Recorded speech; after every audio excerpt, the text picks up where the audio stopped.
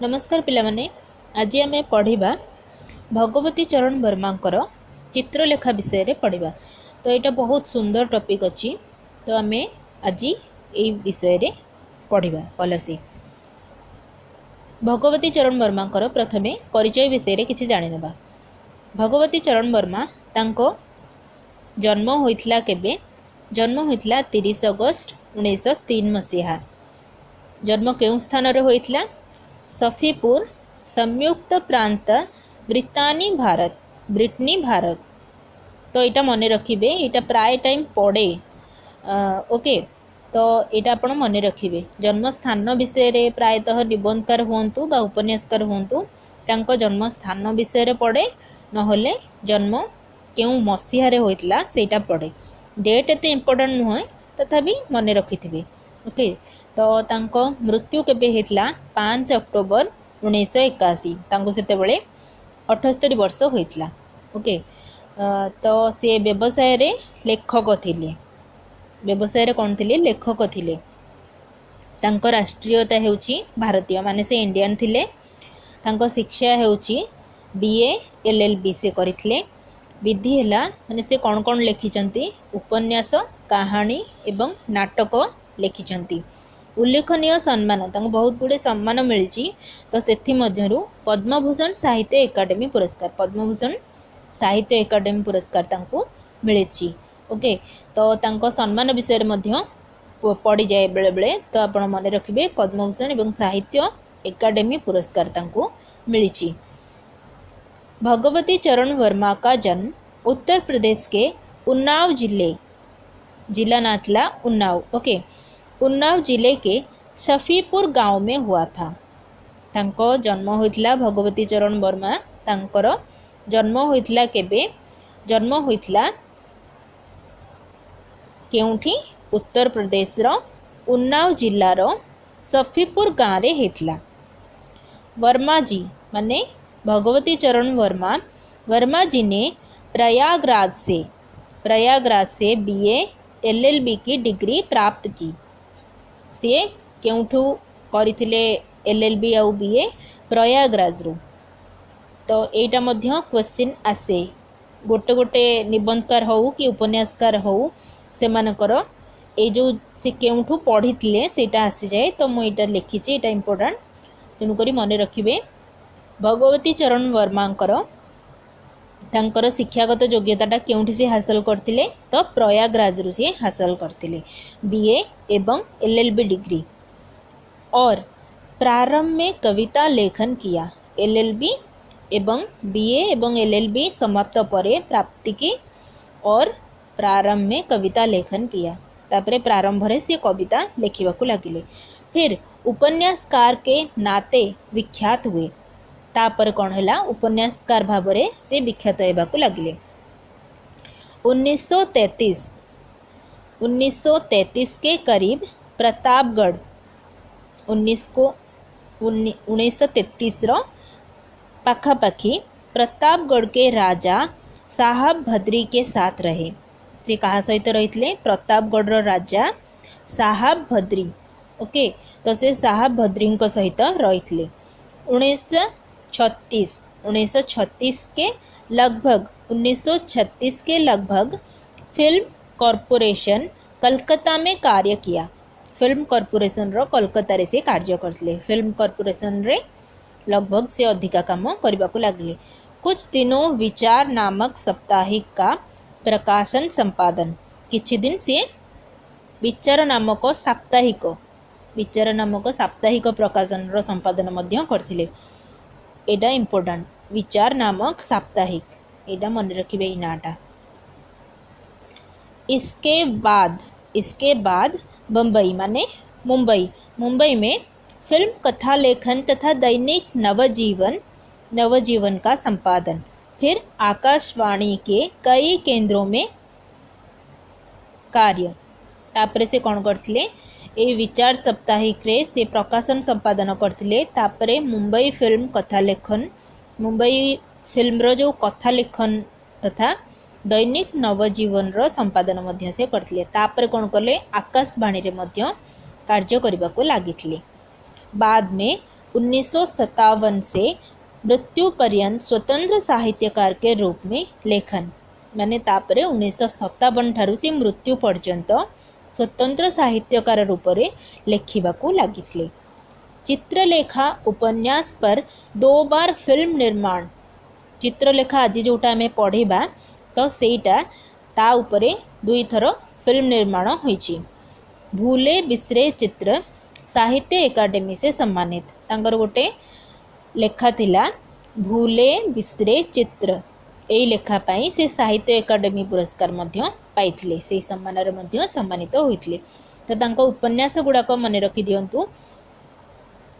उपन्यास रे जाउची पतन 1928 रे लिखिथिले, चित्रलेखा 1934, 3 वर्ष, टेढ़े मेढ़े रास्ते, इसमें मार्क्सवाद की आलोचना की गई है। माने ये जो टेढ़े मेढ़े रास्ते या ऊपर इथरे कौन लिखा है मार्क्सवाद ऊपर आलोचना करा जायछि।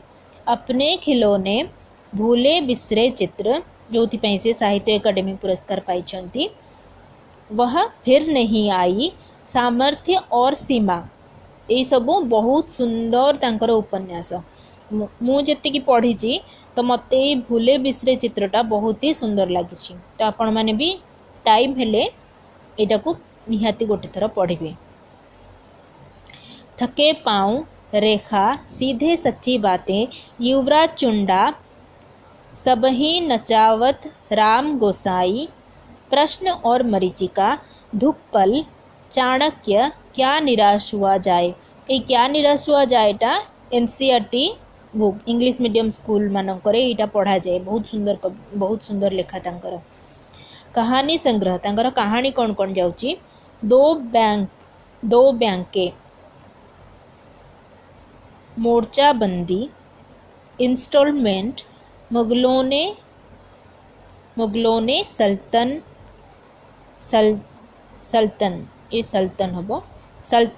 बख्श दी।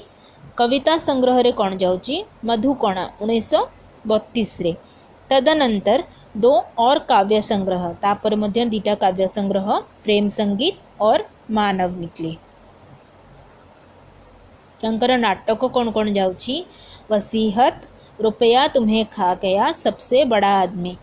एइथरे पड़िबो एमिति क्वेश्चन कि भगवती चरण वर्मांकर नाटक कौन। वसीहत देइथिबो बाकी अलगा किछि उपन्यासकार दी नाटक गुड़ाक। तो आपण वसीहत ही मन रखिबे। वसीहतटा बेसी पड़े। वसीहत और रुपया तुम्हें खा गया। ओके, तो यहाँ गुड़ाक बहुत इम्पोर्टेंट। तांको संस्मरण देखंतु।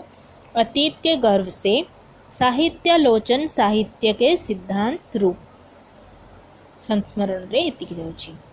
चित्रलेखा 1934 में प्रकाशित चित्रलेखा उपन्यास ने लोकप्रियता के कई पुराने कीर्तिमान बनाए थे।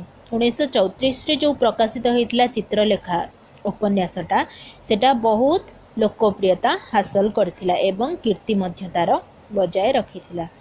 कहा जाता है अनेक भारतीय भाषाओं में अनुदित होने के अतिरिक्त केवल हिंदी में 90 दशक तक 2.5 लाख से अधिक प्रतियां बिक चुकी थी।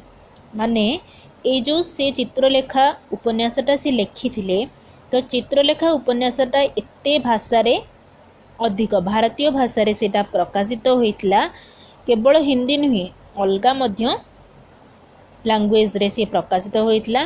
2.5 लाख से अधिक प्रतियां बिक चुकी हैं। माने तांकर 2.5 लाख रु 2.5 लाख रु मध्य अधिक प्रतियां माने पुस्तक बिक्री हो सारथिला। सन 1940 में केदार शर्मा के निर्देशन में चित्रलेखा पर एक फिल्म बनी। 1940 मसीह केदार शर्मा तांको निर्देशन रे चित्रलेखा उपर गोटे फिल्म होइतला। तो केते सुंदर फिल्म हेइतला मध्य। तो एटा बहुत सुंदर उपन्यास। तो आज आम से उपन्यासटा को भल से जानिबा। उपन्यास चित्रलेखा ने भगवती चरण वर्मा जी को एक उपन्यासकार के रूप में प्रतिष्ठित किया। माने चित्रलेखाटा ही भगवती चरण वर्मा को एते सुंदर उपन्यासटा सी ही से उपन्यास चित्रलेखा उपन्यास द्वारा ही सी प्रतिष्ठित उपन्यासकार भावे ख्यात होइतिले। यह उपन्यास पाप और पुण्य की समस्या पर आधारित है। पाप एवं पुण्यर समस्या ऊपर आधारित। चित्रलेखा की कथा वहाँ से प्रारंभ होती है जब महाप्रभु रत्नांबर अपने दो शिष्य श्वेतांक और विशाल देव को यह पता लगाने के लिए कहते हैं कि पाप क्या है। ये चित्रलेखा कहानीटा कोठू स्टार्ट होची जेते बेले महाप्रभु रत्नांबर तांको दी जण शिष्य श्वेतांक एवं विशाल देव ए शिष्य दीटा ना होची रत्नांबरंक शिष्य दी जनक ना होची श्वेतांक एवं विशाल देव। तो से जेतेबेले तांको महाप्रभु रत्नांबर जेतेबेले तांको पाप कौन पाप क्या है ए विषय जेतेबेले खोजिबा को कहउचंती तो सेतिकी बेले चित्रलेखा उपन्यासर स्टार्ट होची। पाप क्या है तथा पुण्य किसे कहेंगे। ओके तो सी रत्नांबर कहउचंती कि तांको शिष्य दी जण श्वेतांक एवं विशाल देव को कहउचंती कि पाप कौन एवं पुण्य काहाकू कहा जाए। एई दीटा क्वेश्चन तांको आरंभरू पचारुछंती तो एउठू ही स्टार्ट होची चित्रलेखा एई उपन्यासर। रत्नांबर दोनों से कहता है। रत्नांबर माने जो महाप्रभु रत्नांबर दोनों से कहता है कि तुम्हें संसार में ये ढूंढना होगा जिसके लिए तुम्हें दो लोगों की सहायता की आवश्यकता होगी। माने सीतांक शिष्य दी जन को कहउचंती कि तुमको पाप कौन एवं पुण्य काहाकू कहा जाए एई दीटा विषय खोजिबाकू एई संसार रे ही खोजिबाकू हेबो एवं जहा पई तुमको दी जन लोकंक सहायता आवश्यक हेबो।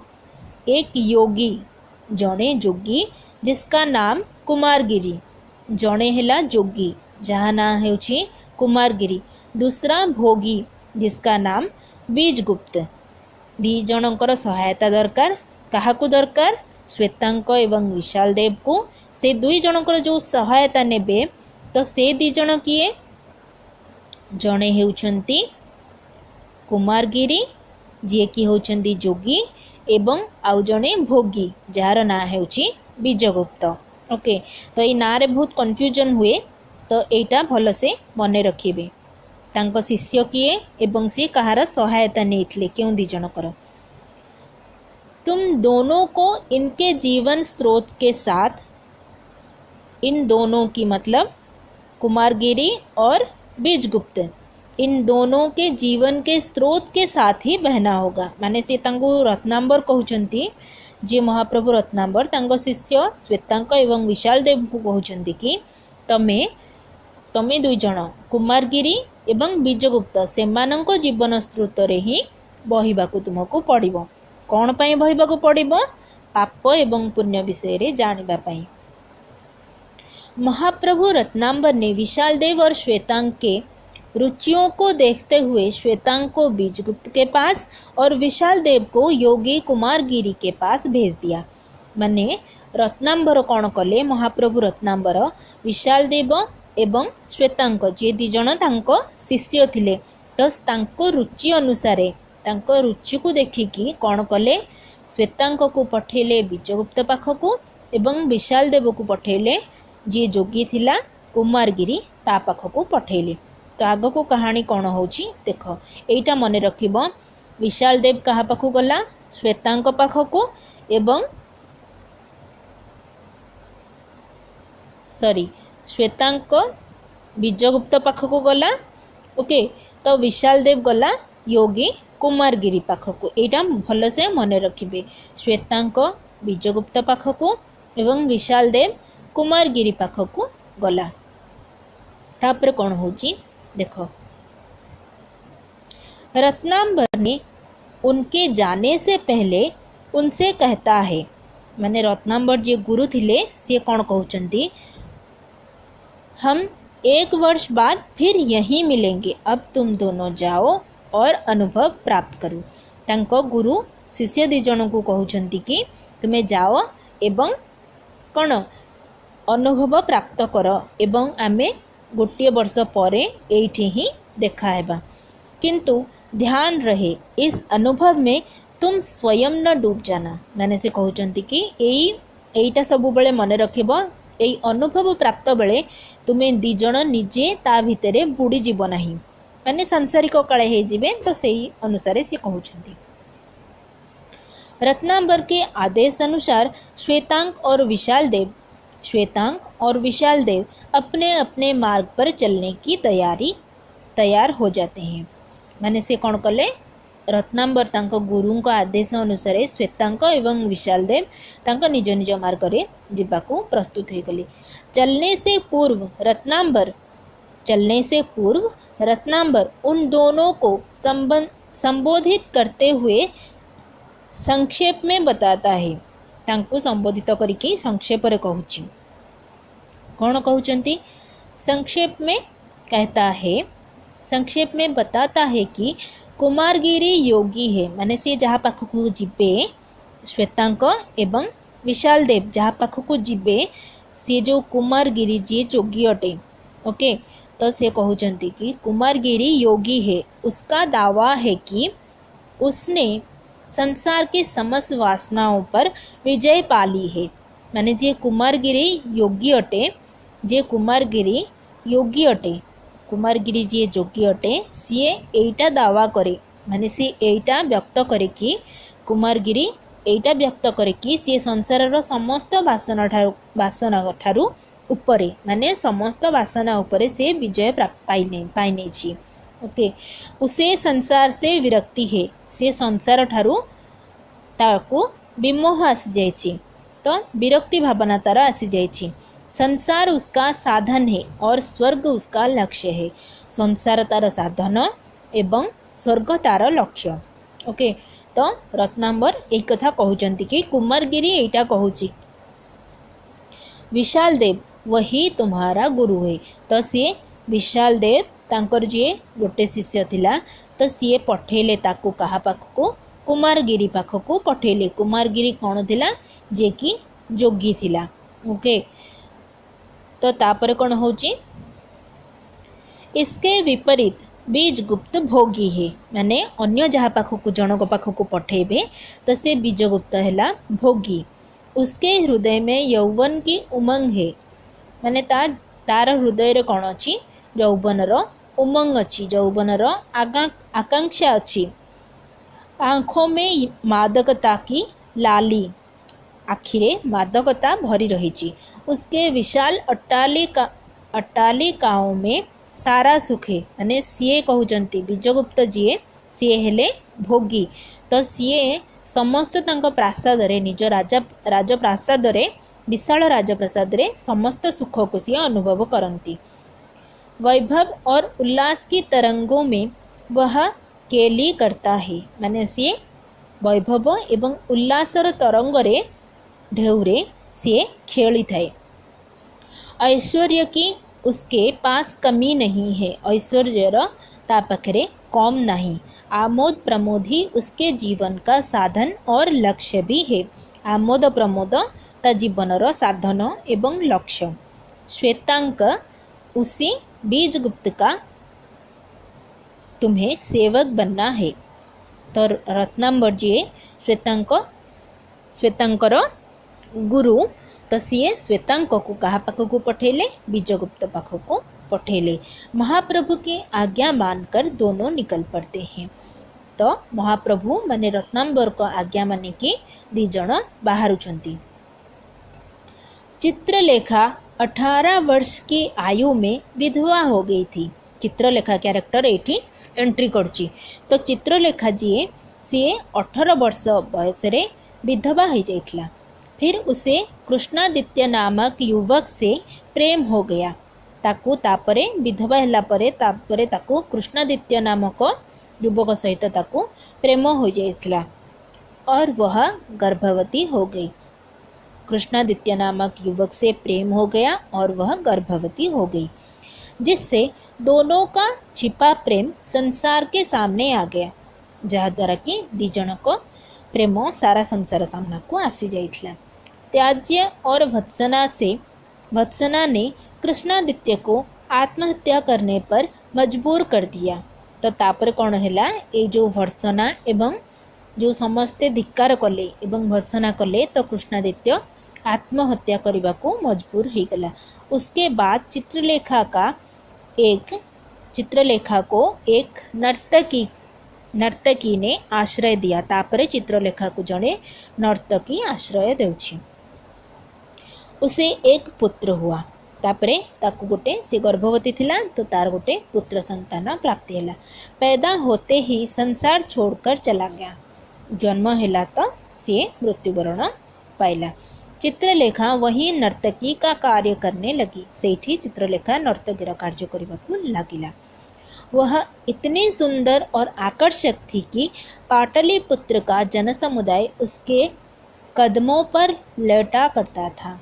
माने से एते सुंदर एवं आकर्षक थिला जे पाटलिपुत्रर समस्त जनसमुदाय तार पादरे आसिकी पड़ुथिले।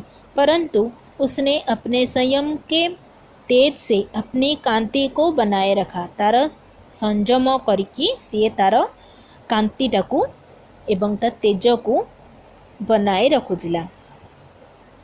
एक दिन वह अपने पेशे के अनुसार अपना नृत्य प्रस्तुत कर रही थी। सी नर्तकी चित्रलेखा तो सी पेशा अनुसार से नृत्य प्रदर्शन करुथिला। उस समय बीजगुप्त हला जे कि बीजगुप्त भोगी भी उसका नृत्य देखने आया था। तो बीजगुप्त जे कि भोगी जे राजप्रसाद रे तार मन लगे तो सी मध्य से नृत्य देखा को आसीथिला। बीजगुप्त पाटलिपुत्र के सुंदर पुरुषों में से एक था। बीजगुप्त पाटली रे जेतिकी सुंदर पुଅ ଥିଲେ ସେମାନଙ୍କ ସେଇ पुरुषମାନଙ୍କ ମଧ୍ୟରୁ ଜଣେ ଥିଲା। बीजगुप्त सामंत थिला। वह अपने विशाल अट्टालिकाओं में भोग विलास, मदिरा पान और नर्तकियों के नृत्य में मग्न रहता है। जे सी तो भोगी थिला तो सी तो विशाल अट्टालिका भोग विलास एवं मदपान करिकी एवं नर्तकी मानकर नृत्य देखिकी से मग्न रहुथिला। नृत्य करती चित्रलेखा की दृष्टि उस पर पड़ती है। नृत्य देखा जाइथिला चित्रलेखार दृष्टि उस पर पड़ती है। उस पर मतलब बीजगुप्त पर पड़ती है। उसे लगा कि कृष्णादित्य बीजगुप्त के रूप में स्वर्ग से यहाँ आ गया है। तो ताकू लगुच कि चित्रलेखा को लगुच कृष्णादित्य जी की मरी जाइथिला, आत्महत्या कर देथिला, तो से बीजगुप्त रूप से स्वर्गरु एठिके आसीछि। तभी बीजगुप्त की आँख भी चित्रलेखा से मिली। से समय रे कौन है चित्रलेखार नजर पड़ता बीजगुप्त उपरे। तो बीजगुप्तर नजर मध्य चित्रलेखा सहित मिसीगला। बीजगुप्त चित्रलेखा पर मोहित हो गया। बीजगुप्त चित्रलेखा उपरे मोहित हो गया और उसने चित्रलेखा से अकेले मिलने का प्रस्ताव रखा। तो सी तो भोगी तो सी कौन कला ना चित्रलेखा उपरे मोहित हो गला एवं चित्रलेखा को अकेला मिलने का प्रस्ताव रखा। कोठी एक अलगा ताकू देखा करबा पाई चाहिला। तो तापर कौन है प्रस्ताव रखा। चित्रलेखा ने कहा तो तापरे सी जो प्रस्ताव रखिला अलगा कोठी निकांचन रे देखा करबा पाई। तो सी कौन कला चित्रलेखा ने कहा मैं वैश्या नहीं हूँ, माने मु बेश्या नुहे, केवल एक नर्तकी हूँ। केवल मु जड़े नर्तकी और मेरा संबंध व्यक्ति से नहीं है, मैं समुदाय में आती हूँ। तो सी चित्रलेखा कौन कहला मु बेश्या नुहे, मु जड़े नर्तकी, मोर संबंध गोटे व्यक्ति सहित नुहे, मोर समुदाय रे आसे, माने जनसमूह रे ही मु नाच करिथाए।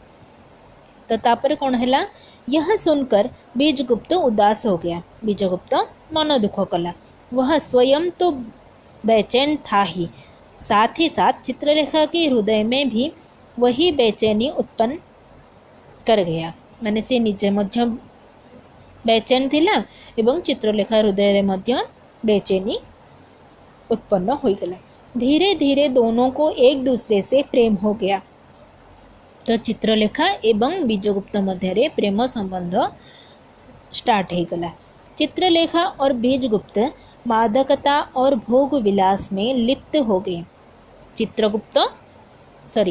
बीजगुप्त एवं जो चित्रलेखा थिला से दी जन कौन हेले मादकतार लिप्त हो गले। भोग विलास सी दी जन जाक लिप्त हो गले एवं सेईटाकू ही संसारर सुख बोली भाविले। किए? चित्रलेखा एवं बीजगुप्त। एक दिन दोनों केली गृह में मादकता और उन्माद में खोए थे। दिने कौन हैला केली गृह रे मादकता एवं उन्माद रे दिजन जाक खोए थे, माने से पूरा मग्न थिले।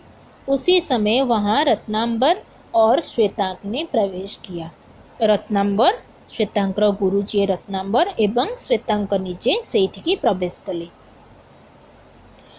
वे थोड़ी देर रुके और उन्होंने कहा कि पाटलिपुत्र की सर्व सुंदरी और पवित्र नर्तकी अर्धरात्र के समय बीजगुप्त के केली गृह में आश्चर्य होता है। मैंने सेठी से श्वेतांक एवं रत्नांबर प्रवेश कले। तापरे सेठी रत्नांबर कहउछंती कि पाटलिपुत्रर सबुठु सुंदरी एवं पवित्र नर्तकी अर्धरात्रि रे एही समय रे बीजगुप्तर केली गृह रे यह देखिकी आश्चर्य लगुछि।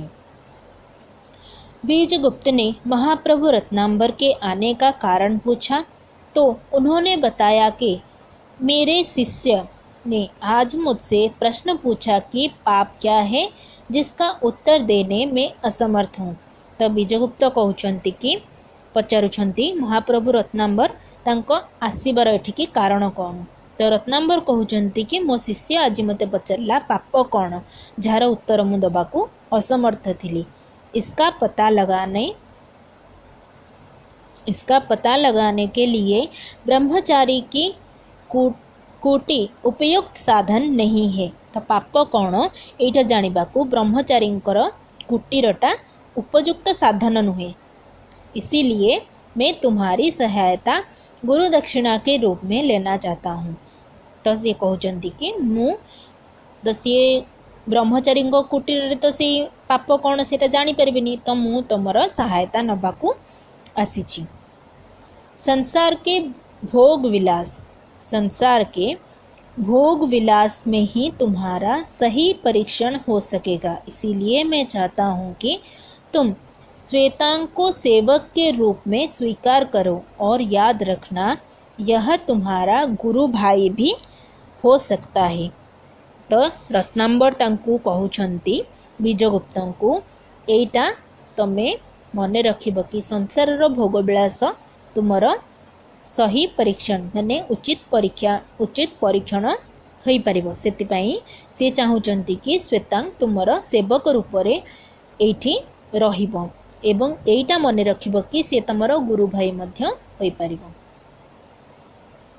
बीजगुप्त ने रत्नांबर की आज्ञा शिरोधार्य की और रत्नांबर चला गया। बीजगुप्त रत्नांबर कथा को शिरोधार्य करके शिरोधार्य कले एवं रत्नांबर सेठू पड़ेले।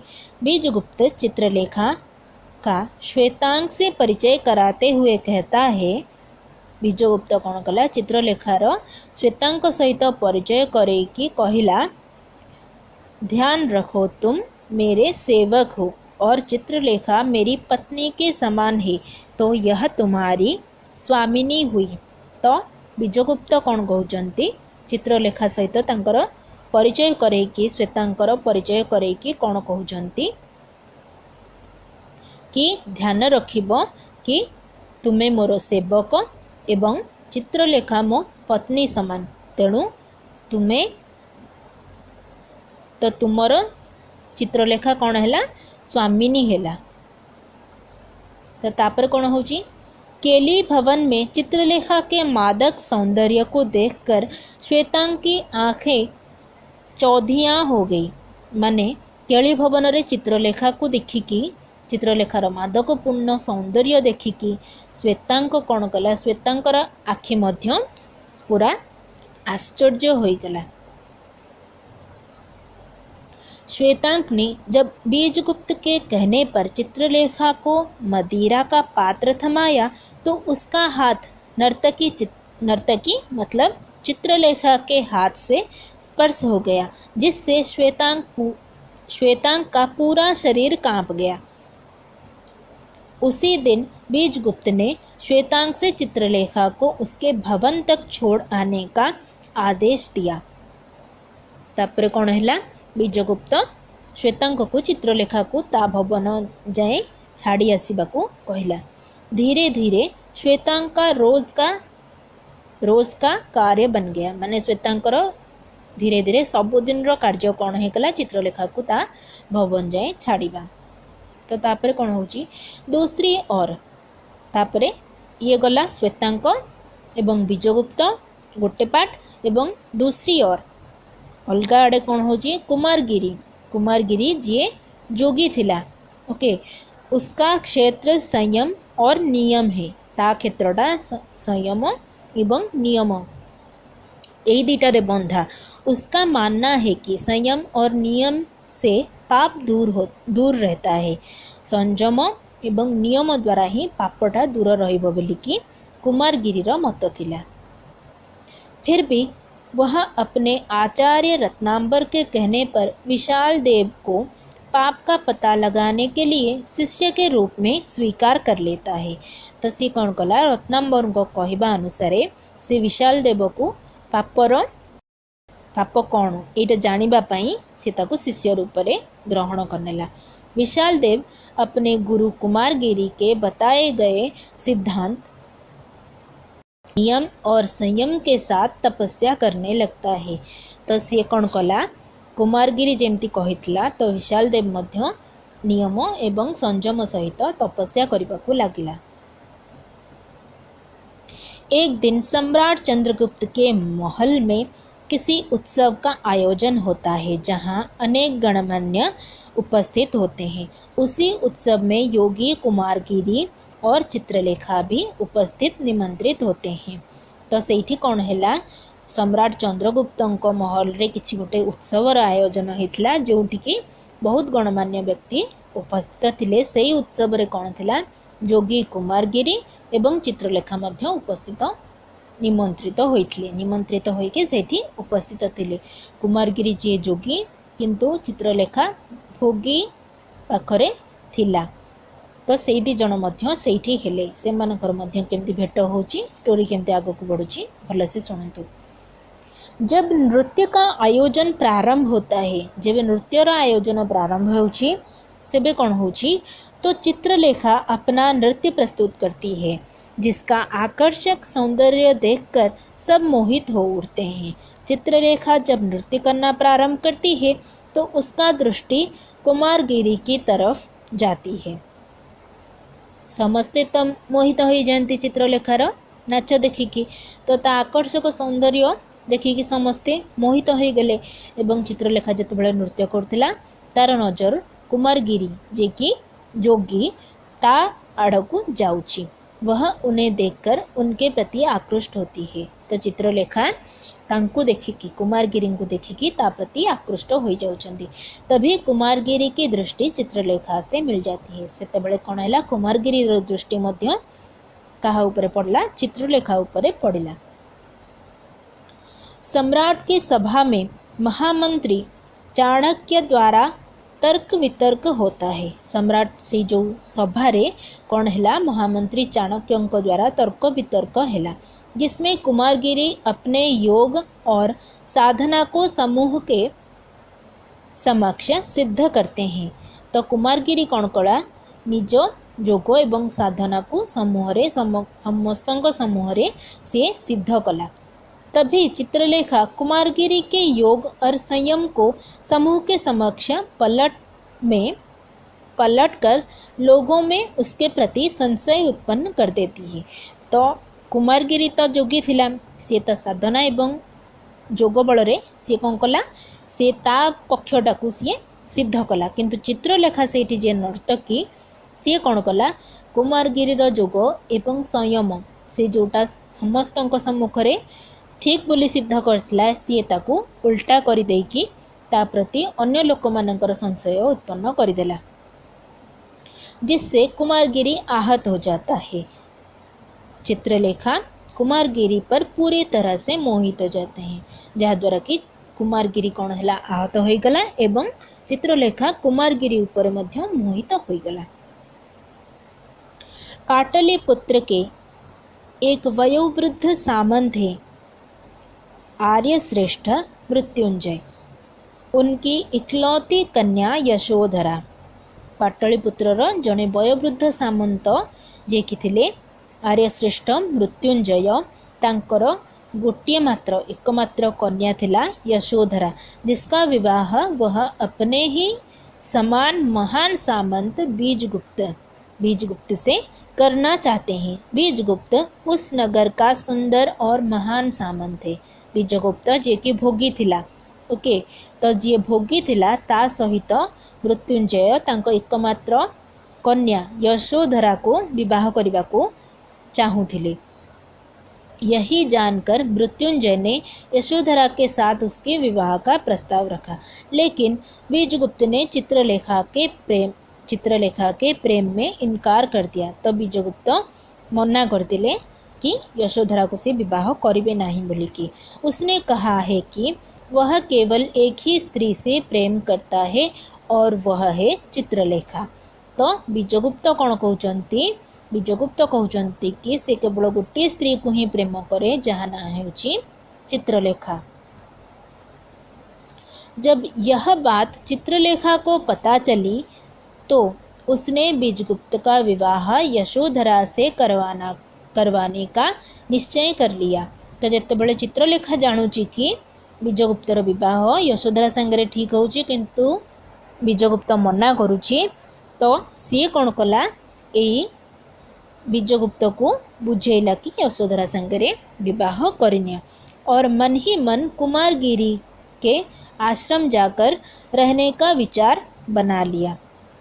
आड़े कहला कि बीजगुप्त को यशोधरा संगे विवाह करनिया एवं निज मनरे कुमारगिरीर आश्रम को जाइकी सेठी रहिबार मनरे स्थिर करदेला। इस समय वह बीजगुप्त को त्यागने और स्वयं कुमारगिरी के आश्रम में जाकर रहने के परिणामों से बिल्कुल अपरिचित थी।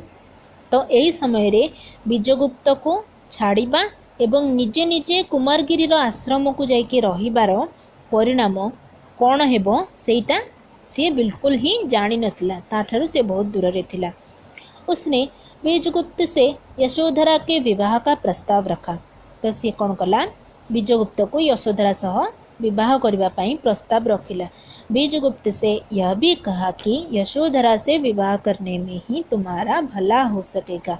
तो बीजगुप्त को यहाँ मध्य बुझेला कि जदि तुम्हें यशोधरा को विवाह करिवो ताहले ही तुमरो भल हेबो और तुम्हारा वंश बढ़ाने के लिए तुम्हें उत्तराधिकारी मिल सकेगा। तो से कहला कि यशोधरा को विवाह कर एवं जहाद्वारा तुमर वंश आग को बढ़िबो। रहा मेरा प्रश्न, माने कहूँ कि जदि तुम्हें मो चिंता करछ, जदि रहिला मो प्रश्न, तो मैंने कुमारगिरी के आश्रम ओके आश्रम में जाने का निर्णय लिया है। मैंने से कहूँ कि जदि मो कथा भावुच तो मु एटा निर्णय करछि कि कुमारगिरी आश्रम को जाइकी सेठी रहिबी बोलिकी। बीजगुप्त ने चित्रलेखा से कहा, मैं केवल तुमसे प्रेम करता हूँ। बीजगुप्त भोगी थिला किंतु तार प्रेम सच्चा थिला। तो सी कहूँ कि चित्रलेखा मु केवल तुमको ही प्रेम करुछि, किसी और की कल्पना और प्रेम मैं नहीं कर सकता। तो सी कहूँ कि आउ काहाकू प्रेम करिबार कल्पना मध्य मु करि परिबि नाही। बीजगुप्त की इन बातों को चित्रलेखा ने अनदेखा कर दिया। तो बीजगुप्तर ये जो कथा से कहूँ कि मु अन्य क्या प्रेम करें, तो सेटा को चित्रलेखा नजरअंदाज करके पलाउछि। चित्रलेखा के कुमारगिरी के आश्रम में जाने के बाद बीजगुप्त पाटलिपुत्र में न रह पाया। बीजगुप्त कौन कर चित्रलेखा जितेबाला कुमारगिरी आश्रम को पड़ेला तो से पाटलिपुत्र रे रही पारिला नहीं। उसने मृत्युंजय की पुत्री के साथ विवाह का प्रस्ताव भी ठुकरा दिया। तो मृत्युंजयर झील जी थिला यशोधरा तो ता सहित विवाह करबनी बोली कि मना करते कि मना मध्य करदेला। उसे सारी बातें परेशान करने लगी, माने ताकू सबू कथा गुड़ाक विरक्त करने को लगला। उसने मृत क्षमा मांगने का निर्णय लिया। तो सी जाकि मृत्युंजय जहाँ झील सहित से विवाह करने को मना करदेला यशोधरा को, तो सी भवन को जाकि क्षमा मागिबा को मध्य निर्णय नेला। श्वेतांग से संदेश भिजवाया। श्वेतांग जहाँ जी की ता पाखरे थिला तो तांको माध्यम रे सी तांको पाखको मेसेज देला। श्वेतांग मृत्युंजय के महल संदेश लेकर पहुंचा। श्वेतांग कौन कला मृत्युंजय जी की राजा थिले तांको पाखको जाइकी संदेश नहीं की पहुंचला। वह उनकी पुत्री यशोधरा से मिली। उस समय उसके पिता महल में अनुपस्थित थे। तो सी जाइकी यशोधरा सहित तो देखा कला एवं तांको पिता मृत्युंजय सेठी अनुपस्थित थिले। श्वेतांग की दृष्टि यशोधरा की दृष्टि से मिली। श्वेतांकर दृष्टि यशोधरार दृष्टि सहित मिसिला। यशोधरा सुंदर और आकर्षक थी। यशोधरा सुंदर एवं आकर्षक मध्य थिला। उसे देखकर श्वेतांग उसकी ओर आकर्षित होने लगा। तो श्वेतांग को यशोधरा प्रति आकर्षित होगा लगिला। उसी समय यशोधरा के पिता मृत्युंजय वहां आते हैं। तो सही समय रे यशोधरार पिता मृत्युंजय सेठिकी आसुचंती। मृत्युंजय ने श्वेतांग से आने का कारण पूछा तो श्वेतांग ने बताया कि बीजगुप्त आपसे क्षमा याचना चाहते हैं। तो सी कहते कहीं आसीच तो श्वेतांग कहते कि बीजगुप्त क्षमा मागिबाकू चाहूँगी। श्वेतांग ने यह भी बताया कि बीजगुप्त कुछ समय के लिए पाटलिपुत्र से बाहर काशी जा रहे हैं। तो सी कहते कि बीजगुप्त किछि समय पाई पाटलिपुत्र छाड़िकी काशी जावाकू चाहूँगी, क्योंकि बीजगुप्त इन सारी दुविधाओं से निकलकर अपना कुछ समय एकांत में व्यतीत करना चाहते हैं। तो बीजगुप्त कहीं काशी जावाकू चाहूँगी, एकुटिया यही सबू दुविधारू यही सबू समस्यारू सीए किछि समय बाहर को जीवा पाई एकांतरे किछि समय बितेबाकू चाहूँगी। यशोधरा ने अपने पिता से कहा, क्यों ना हम भी काशी भ्रमण के लिए जाएं। तो यशोधरा कहते कि आम भी चलो काशी जीवा। पिताजी मैंने भी काशी नहीं देखा है। तो से यशोधरा कहते कि मु मध्य काशी देखी नहीं। मृत्युंजय ने श्वेतांग से कहा कि बीजगुप्त से कह देना कि हम भी साथ चल रहे हैं। तो मृत्युंजय कहले कि श्वेतांग को बीजगुप्त को कहीदेव आमे मध्य तांको सहित जीवु बोलिकी। श्वेतांग नहीं चाहता था कि बीजगुप्त और यशोधरा काशी यात्रा करें। तो श्वेतांग चाहूनथला कि बीजगुप्त एवं यशोधरा काशी यात्रा सांग होइकी करंतु बोलिकी।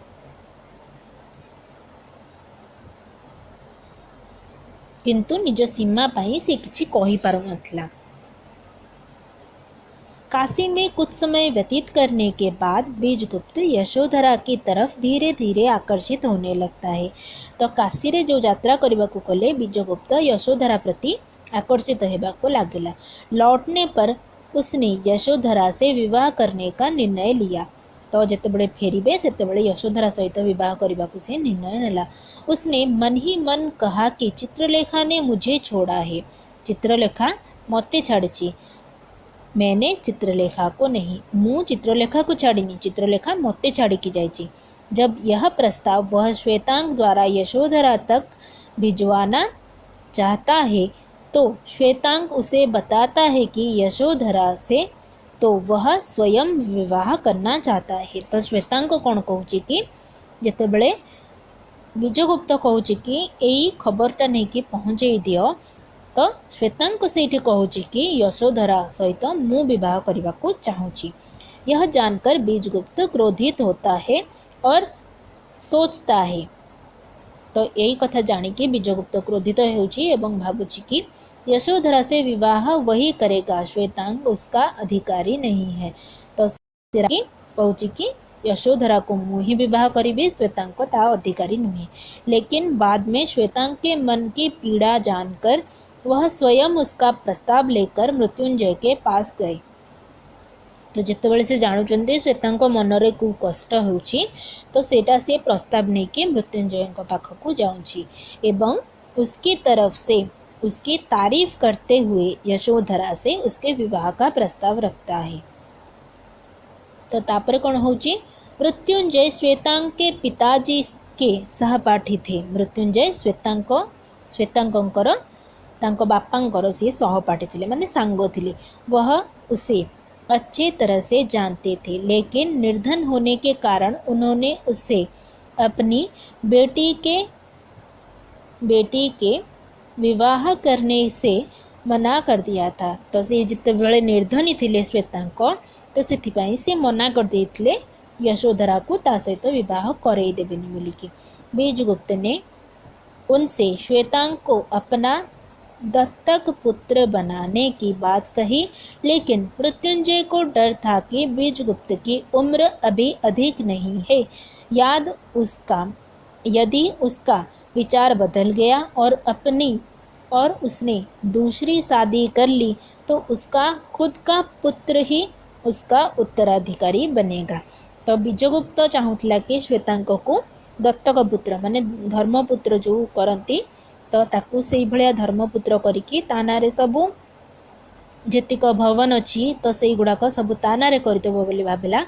किंतु श्वेतांक डरिला कि कौन, जदि तार मृत्युंजय को डर था। मृत्युंजय जी यशोधरार बापा, तो तांको एटा डर थिला कि बीजगुप्तर तो अधिका बयस नुहे ना, तो तार अधिका बयस होइतले हाँ गोटे कथा, किंतु तार अधिका बयस नुहे। जदि तार मन परिवर्तन हो गला एवं से जदि अलगा गोटे बाहा हो गला तो ता पुत्र ही उत्तराधिकारी हबो। यह पता चलते ही बीजगुप्त ने अपनी सारी संपत्ति और अपने पद श्वेतांक को दान देने की बात कह दिया। तो से समय रे बीजगुप्त कौन कला ना तार समस्त संपत्ति एवं निज पद श्वेतांक को दबापाई कहला। फिर बड़े धूमधाम से श्वेतांक और यशोधरा का विवाह संपन्न हो गया। तो तापरे यशोधरा एवं श्वेतांकर विवाह मध्य शेष हो गला। कुमारगिरी चित्रलेखा पर पूर्ण रूप से मोहित हो जाता है। वासना की आग में धधकता उसका मन ध्यानस्थ हो ही नहीं पाता।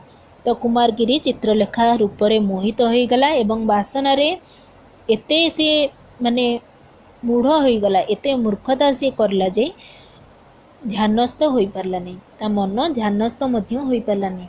किंतु से जोगी थिला तथापि चित्रलेखार उपरे मोहित होइके से ध्यानस्थ मध्य हो पारु नथिला। वह चित्रलेखा के शरीर को भोगना चाहता है। चित्रलेखा उसकी भावनाओं को अच्छी तरह से समझ लेती है। तो चित्रलेखा ता भावना को भल से बुझवा को लगला। कुमारगिरी का योग उसे पूर्णतः आडंबर लगने लगता है। तो कुमारगिरी जो जोग प्रति सी मोहित होइके जाइतला, किंतु कौन हैला सीए जेतेबेले कुमारगिरी ता शरीर भोग करने को चाहिए तो सी जानी पारला सेटा। तो कुमारगिरी का योग उसे पूर्णतः आडंबर माने आडंबर पूर्णता जोगटा लगिला। वह इस आडंबरी दुनिया से अब निकलना चाहती है। किए ना चित्रलेखा से आडंबर दुनिया मध्य बाहर को आसवा को चाहिए। अब चित्रलेखा पुनः बीजगुप्त के पास जाना चाहती है। तो पुणी थे से बीजगुप्त पाख को फेरवा को चाहिए। यह जानकर कुमारगिरी विचलित हो उठता है। एटा जाने कि कुमारगिरी जी की योगी थिला से विचलित हो गला और चित्रलेखा से झूठ बोलता है कि अब तो बीजगुप्त का विवाह यशोधरा से हो गया है, तुम वहाँ जाओगी तो बीजगुप्त तुम्हें वहाँ से निकाल देगा। तो सी जो कुमारगिरी जे की जोगी थिला तो सी जानी छिला जे यशोधरा को विवाह करछि श्वेतांग, किंतु से चित्रलेखा को मिछ कहला कि बीजगुप्त यशोधरा को बाहा हो जाइछि, जदि तुम सेठी जीव तो तुमको बीजगुप्त सेठू बाहर कर देव। यह सब सुनकर चित्रलेखा आहत हो जाती है। कुमारगिरी उससे कहता है कि मैं तुमसे प्रेम करता हूँ और तुम मेरे लिए ही तो यहाँ आई हो। चित्रलेखा और कुमारगिरी दोनों वासना में लीन हो जाते हैं और कुमारगिरी का संयम हो जाता है। तो से जो संयम एवं नियम ये सब कहूला जोग बल तो से जोगी थिला से सब तार भांगीगला से वासन तार लीन होईगला चित्रलेखा सहित।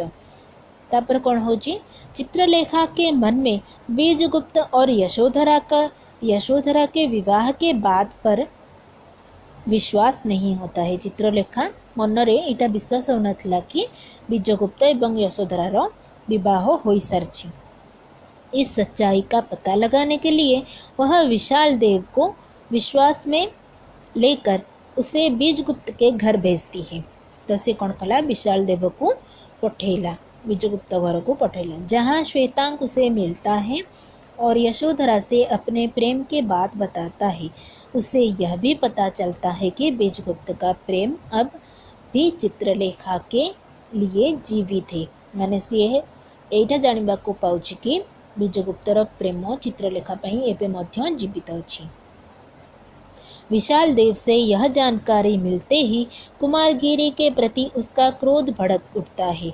तो जितेबले से विशाल देव ठारू जानिला जे बीजगुप्त एबे मध्य चित्रलेखा को भल पाउछि बोलिकी, तो चित्रलेखा बहुत रागी गला और उसे धिक्कारती हुई वहाँ से निकल जाती है। तो सेठू ताकू धिक्कार करके सेठू बाहरी गला, लेकिन बीजगुप्त के पास जाने का साहस उसे नहीं हो पाता है एवं साहस कर पारुनथला। तो से ताकू छाड़ी की पळै आस्तिला, से जेतबेले कहूतिला मु तते विवाह करिवि तो सेतबेले से ताकू छाड़ी की पळै आस्तिला। तो तापरे बीजगुप्त पाखको जिबाकू तार साहस हेउनथला। व्यथित चित्रलेखा कुमारगिरी का आश्रम छोड़कर अपने घर चली जाती है। व्यथित होइके से कौन कला कुमारगिरी आश्रम छाड़ी की घर को पड़े आसला और संयमित जीवन जीने लगती है। संयम भितर रहीकि से जीवन बंचवाकू लगिला। श्वेतांक जब अपने विवाह के प्रीति भोज माने रिसेप्शन पार्टी को जितेबले भोज में शामिल होने के लिए जब उसे निमंत्रण देने आता है, तो श्वेतांक जितेबले निज प्रीति भोजन माने ए जो रिसेप्शन पार्टी को जितेबले डाकिला ताकू निमंत्रण देला, सेतेबले बीजगुप्त उसे बीजगुप्त यशोधरा और श्वेतांक के विवाह तथा बीजगुप्त के भिखारी के रूप में निकल जाने आदि सभी बात का पता चलता है। तो ताकू सेतेबले सबू कथा जना पड़िला। उस समय वह श्वेतांक को शुभकामनाएं तो देती है, लेकिन प्रीत भोज में शामिल नहीं होती है। तो श्वेतांक को से आशीर्वाद देला, शुभकामना देला, किंतु प्रीति भोजन रे शामिल हैला नहीं, बल्कि रात्रि में बीजगुप्त से मिलने जाती है। तो रात्रि रे कौन कला पुणी बीजगुप्त पाख को देखा करबा को गला। उस समय आधी रात बीत चुकी है, अधा राति बीती सारथिला। बीजगुप्त राजा से आज्ञा लेकर एक भिखारी के रूप में देश पर्यटन के लिए निकल चुका है। तो सी देश पर्यटन करने को भिखारी रूप में बीजगुप्त बाहरी सारथिला। चित्रलेखा उसे रास्ते में मिलती है और अपने भवन पर चलने के लिए निवेदन करती है। इसलिए चलो चित्रलेखा, संसार में तुम्हारी ही बात मैं नहीं टाल सकता। मुझे जितना गिराना चाहो गिराओ, पर यह वचन दे दो कि तुम मुझे कल नहीं रोकोगी। तो से ये कौन कहते चित्रलेखा सी बीजगुप्त तो पलाउछंती राजांकर आज्ञा नहीं कि भिखारी रूप में पलाउछंती पर्यटन करने को। तो चित्रलेखा तांको अधा राति आसिकी रास्तार सहित भेट होती एवं भवन जावाक निवेदन कर। तो बीजगुप्त कहते कि मु समस्त कथा काटी पारिबी, किंतु तुम कथा ही काटी पारिबिनी। किंतु जेते चाहूच मते तले पकेबा कथा पकाओ, किंतु मते एटा कथा दियो कि काली मते तमे रोकिबो नहीं।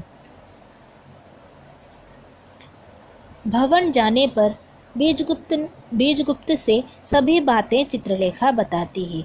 अपना दुख बताते हुए वह बीजगुप्त से कहती है कि मैं कुमारगिरी की वासना का साधन बन चुकी थी। से कहूची ता कथाटा सी कहूची। इसलिए तुम्हारे पास आना नहीं चाहती थी, मुझे क्षमा कर दो। से ताकू बीजगुप्त को क्षमा मांगुची। बीजगुप्त हंस पड़ता है और वह चित्रलेखा से कहता है, मैंने बीजगुप्त चित्रलेखा को कहूँ कि चित्रलेखा तुमने बहुत बड़ी भूल की। तो से बीजगुप्त चित्रलेखा को कहूँ कि तुमने बहुत बड़ा भूल कल, तुमने मुझे समझने में भ्रम किया। तो से कहूँ कि तुम्हें मते बुझीबारे भूल करछ, तुम मुझसे क्षमा मांगती हो, तुम्हें मते क्षमा मागुछ। चित्रलेखा प्रेम स्वयं एक त्याग है। तो से कहूँ बीजगुप्त कहूँ कि प्रेम निजे ही गोटे त्याग विस्मृति है, माने प्रेम गोटे निजे ही स्वयं गोटे त्याग एवं विस्मृति। तन्मयता प्रेम के प्रांगण में कोई अपराध ही नहीं होता। मैंने से कहूँ कि प्रेम स्वयं गोटे त्याग विस्मृति एवं तन्मयता। प्रेमर जो प्रांगण माने अगणारे किसी अपराध नहीं। फिर क्षमा कैसी, तो क्षमा पुणी कौन मागुच। फिर भी यदि तुम कहलाना ही चाहती हो तो मैं कह देता हूँ। मैंने से कहूँ कि जदि भी तुम्हें कहूच क्षमा मागुछ तो मुझे कही ही दौची, मैं तुम्हें क्षमा करता हूँ, माने मु तुमको क्षमा करुची। बीजगुप्त पुनः जब अपनी यात्रा पर जाने की बात कहता है, जितेबाला पुणी बीजगुप्त ता यात्रा को जीवाकू कहूची, चित्रलेखा निज अपने धन के साथ रहने का प्रस्ताव रखती है। चित्रलेखा कहूची मो पाखरे रुह, लेकिन बीजगुप्त अब वैभवपूर्ण जीवन न जीने की बात कहता है। तो सी जितेबाला चित्रलेखा कहूची कि मोर जो धन संपत्ति अच्छी तो से आम रहा, तो बीजगुप्त कहूँ कि मोर से वैभवपूर्ण जीवन आउ से भितरे मोर पशिबार नहीं। फिर चित्रलेखा भी अपनी सारी धनराशि दान में दे देती है। तो चित्रलेखा मध्य निजर समस्त धन संपत्ति दान रे दे दउची एवं भिकारी है कि बाहरुची बीजगुप्त सहित। इस समय दोनों के चेहरे अत्यंत प्रसन्न। तो से समय रे कौन है, दिजन को चेहरा अत्यंत प्रसन्न रहुची। एक वर्ष बीत चुका, तापरे गोटे वर्ष बीतीगला। एक वर्ष बीत जाने के बाद जब रत्नांबर माने जी प्रथमे फास्ट रो स्टार्टिंग रो जी थिले गुरु, तो सी श्वेतांग से पूछा। फास्ट श्वेतांग को पचारुछंती कुमारगिरी और बीजगुप्त में पापी कौन है। तो सी पचारुछंती श्वेतांग को कि कुमारगिरी एवं बीजगुप्त मध्य पापी किए। तो श्वेतांग कहता है कि बीजगुप्त त्याग की प्रतिमूर्ति है, माने कहते कि श्वेतांग कहते कि बीजगुप्त हेले त्यागर प्रतिमूर्ति और देवता है, जे कि भोगी थिला स्टार्टिंग रु जहाँ को भोगी बोली कि पठे कहीकि पठे कि बीजगुप्त भोगी, किंतु तार कौन डेफिनेशन से देले कि श्वेतांग कहला बीजगुप्त त्यागी एवं त्यागर प्रतिमूर्ति एवं देवता। उनका हृदय विशाल है जबकि कुमारगिरी पशु है। तो से बीजगुप्त को प्रशंसा करचंती एवं कुमारगिरी की पशु बोली कहउचंती। वह जीवन के नियम के प्रतिकूल, सी जीवन नियम तो ये वह अपने लिए जीवित है, मैंने से कहउचंती कि कुमारगिरी निजो पाई बंची, संसार में उसका जीवन व्यर्थ है। तो कुमारगिरी जीवन व्यर्थ बोली कहउचंती किए, श्वेतांग कहउचंती। वह जीवन के नियमों के प्रतिकूल चल रहा है। तो सी जीवन नियम जोटा अच्छी तार विपरीत सी चलुछि। अपने सुख के लिए उसने संसार की बाधाओं से मुंह मोड़ लिया। तो सी कहउचंती कि निज सुख पाई से संसार जो बाधा अच्छी ताठारु सी मुंह मोड़ने। कुमारगिरी पापी है। तो श्वेतांग मतरे किए पापी, कुमारगिरी पापी, बीजगुप्त हेले त्यागर प्रतिमूर्ति।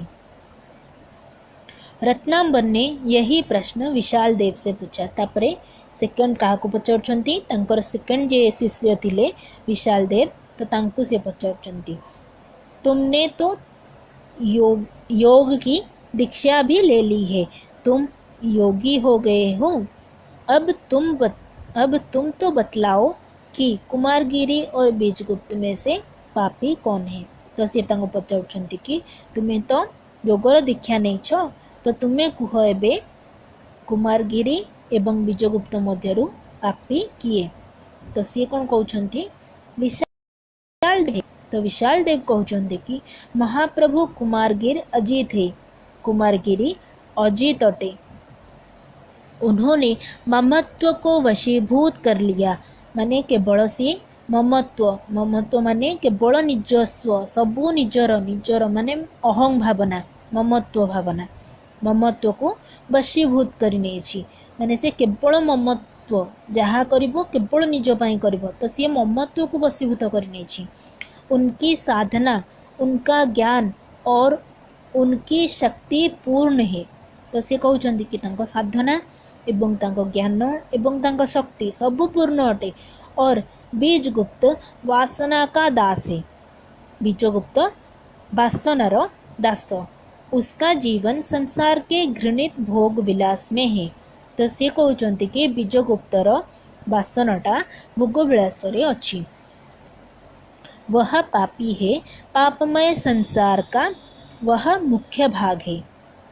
तो सी कहते उल्टाटा कि बीजगुप्त वासनार दास, तो सी संसार घृणित पात्र, से ही भोग विलास ही तार मन लगे, तो पापमय संसार सी मुख्य भाग अटे।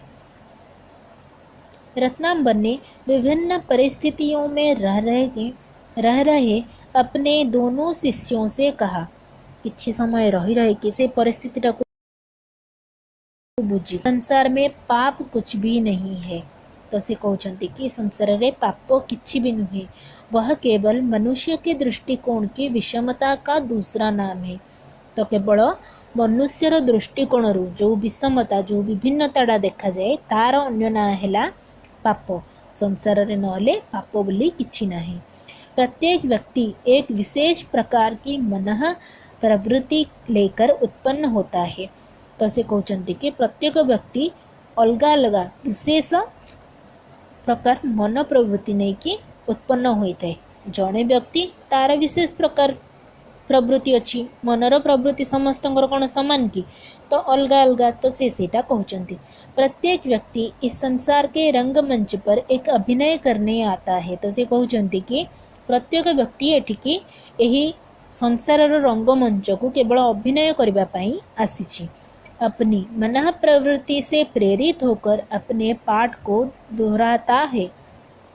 तो से कहते कि निज मन प्रवृत्ति द्वारा से प्रेरित होइकी यही पाठ को से दोहरई थाए, यही मनुष्य का जीवन है। तो यहाँ ही मनुष्यर जीवन, जो कुछ मनुष्य करता है, जहाँ किसी मनुष्य करिथाए वह उसके स्वभाव के अनुकूल होता है, जहाँ किसी मनुष्य करिथाए ताहा तार स्वभावर अनुकूल अटे। स्वभाव प्राकृतिक है, स्वभावटा प्राकृतिक माने नेचुरल अटे। अपना स्वामी नहीं, वह परिस्थितियों का दास है, निज स्वामी नुहे, तो सी परिस्थितिर दास अटे। विवश है माने सी विवश अटे। कर्ता नहीं है, सी कर्ता नुहे, वह केवल साधन है। तो से कहते कि मनीष कर्ता नुहे, केवल गोटे साधन। एठिकी रंगमंच, ये संसार रंगमंच को केवल अभिनय करने को सी आसी, वह केवल साधन है। फिर पुण्य और पाप क्या है? तो से कहते कि तो ये से रंगमंच, तो से अभिनय करने को आसी। प्रत्येक व्यक्तिर मन प्रवृत्ति अलग अलग, से तो मन प्रवृत्ति ही सबू जहाँ किसी करें से मन प्रवृत्ति से पाठ गुड़ा को दोहराई थाए। तो ये पाप कौन पुण्य कौन? अंत में उन्हें समझाते हुए रत्नांबर कहते हैं कि संसार में इसलिए पाप की परिभाषा नहीं हो सकी और न हो सकती है। तो से कहते कि एइथिपाई ही संसार रे पापर डेफिनेशन किछि नहीं, ना कि आग को हो परिबो। हम न पाप करते हैं और न पुण्य करते हैं। तो कहते कि हमें ना पाप करूँ ना पुण्य करूँ, हम केवल वह करते हैं जो हमें करना पड़ता, आमे केवल ताहा ही करिताऊ जहाँ आमको करने को पड़ी थाए। अंत में उठते हुए उन्होंने कहा कि यह मेरा मत है, तो सी उठला बेले कहते कि यहाँ मो मत, आपका मानना या ना मानना आपके ऊपर निर्भर है। तो सी कहते कि मोर मत यहाँ, किंतु तुम मानिब कि न मानिब सेटा तुम ऊपर डिपेंड करे। और दोनों शिष्यों को आशीर्वाद देते हुए वहाँ से चले जाते हैं। तो लास्ट को से दी जन शिष्यों को आशीर्वाद देके सेठू जाउछंती। Okay, thank you.